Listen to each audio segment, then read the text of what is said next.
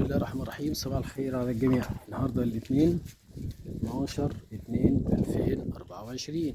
بنقول دايما اي نبات بيدفع للتزهير او في مرحله التزهير او في مرحله التحضير للتزهير، يعني البراعم هتكون منتفخه بالطريقه دي اهي.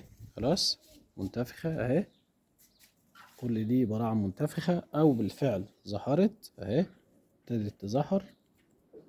لازم خلال الفترة دي يكون عملنا الآتي: أدينا على الأقل 3 رشات زنك بين كل رشة ورشة 5 أيام، 3 رشات فطري يكون حاجة فيها مخلوط زي الميتالاكسيل، أزوكسستروبين، دوفاينوكونازول عشان العفان، عشان خاطر البياض دي ما يجيش عندي على التزهير، والزيت النباتي ده أساسي، والبورون لأنه عنصر خصوبة.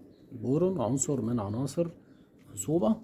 وأي رش قلنا لازم يتحط عليه خافض البي اتش. خافض البي اتش ده حاجة أساسية على أي رش عشان يعادل قلوية المية، عشان يعمل نفاذية في الامتصاص ويمنع عملية التوتر السطحي.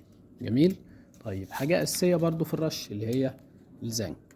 الزنك يا جماعة عنصر أساسي من عناصر الخصوبة. لازم قبل التزهير مباشرة يكون اديت على الأقل 3 رشات زنك. يبقى هنقولهم تاني: مخلوط فطري بيحتوي على زوكسستروبين، دوفاينوكونازول، سوفونات مسيل، زنك، زيت نباتي، بورون، خافض بي اتش. هنرش دلوقتي وهنوريكم ازاي بنرش الطراحات دي اهي. رشاشة، يبقى عندي الرشاش، حطيت التحضيرة بتاعتي، بحامي نفسي. تعالى كده بالطريقة دي، خلي قدام شوية. حامي نفسي بالطريقة دي، جلافز. شايفين الوش ده الوش اللي بيلبسوه الجماعة اللي حامين. ابقى حامي نفسي وحامي راسي برضو عشان نفاذية الرش ما تجيش على الفروة بتاعت راسي، ده غلط. خلاص، اي مواد فطرية او حشرية لازم احمي نفسي منها كويس. واهو بمسك الرشاش بتاعي وباجي على الطراحات اللي هي دي اهي، اهو زي ما انت شايف كده اهو، باخدها ايه واحدة واحدة اهو. خلاص اهو، ادي على الطراحة، كل اللي غير لونه ده جه عليه الايه، جه عليه الرذاذ بتاع المحلول اهو. كل البراعم دي اللي انت شايفها دي اهي اهي اللي بتترش دلوقتي. طبعا ممنوع ان انا خلال فترة لو دخل نبات عندي في التزهير، ممنوع ان انا ارش حشري اطلاقا. لو حصل عندي اصابة حشرية بدي حاجة زي الاميدا كلوبرايد عن طريق الجذور، يعني عن طريق الري. بدي عن طريق الايه، عن طريق الري اهو. خلاص، ده اساسي يا اخوانا خلال الفترة دي، والا هيحصل عندك اصابات فطرية وتلاقي التزهير سقط عندك حتى لو انت بتغذي، لان المشاكل الفطرية بتكثر انتشارها في الايه، فترة الشتاء اهو. خلاص، اغرق الايه، الشجرة بتاعتي كويس اهو. كمل. ولازم بنأكد تاني احمي نفسي بالطريقة اللي انت شايفها، احمي نفسي كويس جدا.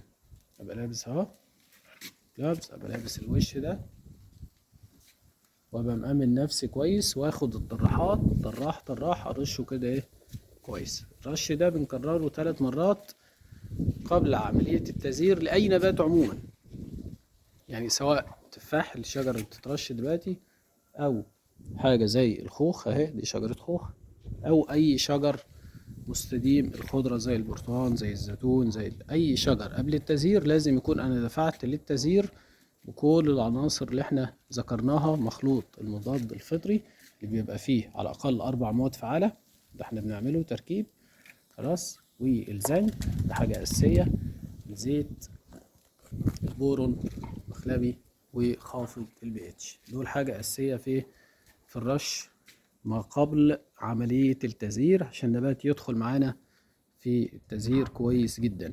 ولو البراعم لسه ما حضرتش عندي، يعني قبلها بفترة، برضو يفضل ان انا ادي رشة او 2 حشري، رشة او 2 حشري برضو، عشان النبات يدخل مرحلة الربيع ومفيش اي مشاكل او اصابات حشرية. وتحياتي لكم جميعا.